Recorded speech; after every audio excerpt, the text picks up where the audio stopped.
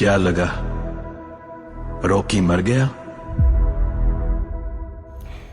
Chapter 2 का and देखने के बाद बहुत सारे लोगों को ये सवाल सता रहा था कि रॉकी समंदर में क्यों कूद गया, क्या ज़रूरत थी। अरे भाई, रॉकी अपना स्विमिंग टैलेंट नहीं दिखा रहा था जो उसे मेडल जीतना था, और रही ज़रूरत की बात तो वो ज़रूरत के बिना कुछ भी नहीं करता। मतलब रॉकी को पॉलिटिक्स में होना चाहिए था, क्योंकि वहाँ पर मतलब के सिवाय कोई बातें होती ही नहीं।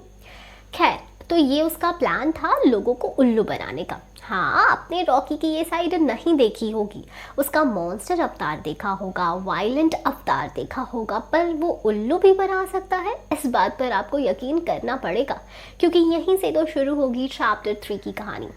वो एक कहावत है ना, आ गए मेरी मौत का तमाशा देखने, तो असल में ये कहावत तभी सूट होती है जब कोई सामने से चलकर जाता है किसी की मौत का तमाशा देखने।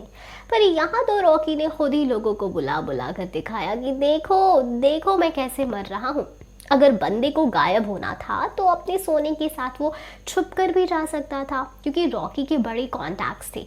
पर उसे ये दिखाना था इंडियन नेवी, इंडोनेशियन नेवी को कि देखो भाई, मैं लोगों की सर दर्द का कारण हूँ तो मैं मर जाता हूँ। अब यहाँ पर कुछ लोग ये सोचेंगे कि चलो रॉकी को एहसास हुआ अपनी गलतियों का और उसने खुद ही अपनी जान दे दी। कुछ लोग इमोशनल हो जाएंगे, यानी कि रॉकी को ही सिंपैथी मिलेगी, तो सारा अटेंशन रॉकी को ही मिल रहा है। पर सोना छोड़कर क्यों नहीं गया? क्योंकि वो कोई महात्मा नहीं है, वो सारा सोना वहां लेकर गया जो उसका भी है और बाकियों का भी। आपको याद है, एक सोने के बिस्किट के लिए उसने पुलिस स्टेशन में हंगामा मचा दिया था, गाड़ियां उड़ाती थी। मतलब वहां पर भी वो अपना बिजनेस नहीं भूला। तो ये सारा एक नाटक है ताकि लोगों को लगे कि रॉकी अच्छा है, उसने अपनी जान देनी सही समझी, और इसलिए कुछ लोग उसके बारे में सोचना बंद कर देंगे, हवा में उछलने लगेंगे, और इसी बात का फायदा उठाकर वो चैप्टर 3 में वापसी करेगा।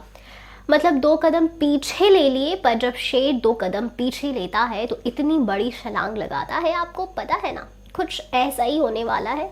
तो ये एक ड्रामा है जो रॉकी ने क्रिएट किया है, और हमने देखा चैप्टर 2 में विजेंद्र यानी प्रकाश राज का जो कैरेक्टर है, वो बीच में एक लाइन कहते हैं कि रॉकी का एक बड़ा प्लान है। उसका बड़ा प्लान अभी तो पूरा नहीं हुआ, और फिर हमें रॉकी के सीन्स दिखाए जाते हैं। इससे यही साबित होता है कि उसके बड़े मकसद को अंजाम नहीं मिला है। वैसे चैप्टर 1 में एक लाइसेंस वाला सीन है, जब कोई रॉकी लाइसेंस देखता है तब वो बंदा हैरान हो जाता है, पर इस सीन की वहाँ क्या ज़रूरत थी कुछ समझ नहीं आया। शायद इसका चैप्टर 3 से कोई कनेक्शन हो सकता है, पर इसके लिए चैप्टर 3 का इंतज़ार करना पड़ेगा।